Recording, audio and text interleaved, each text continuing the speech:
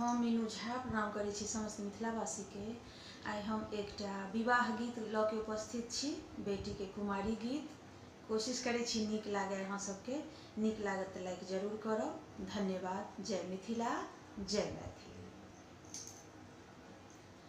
कर जोड़ी मिनती करई छथि बेटी, सुनु बाबा बचन हमार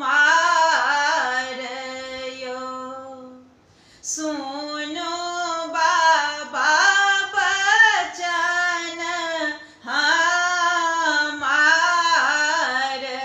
यो।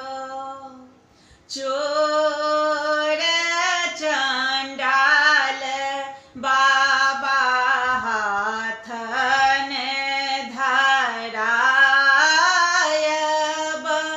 पंडित खोजब जमाइयो।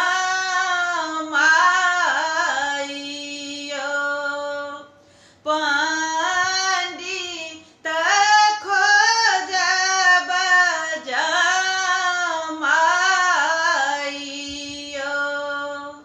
चोर चंडाल बाबा हाथ जो धरायब,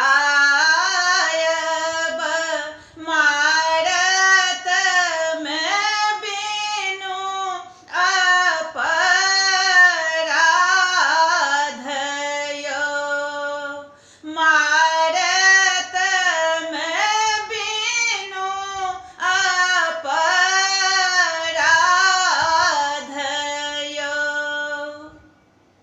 कोना हम बुझब बेटी चोर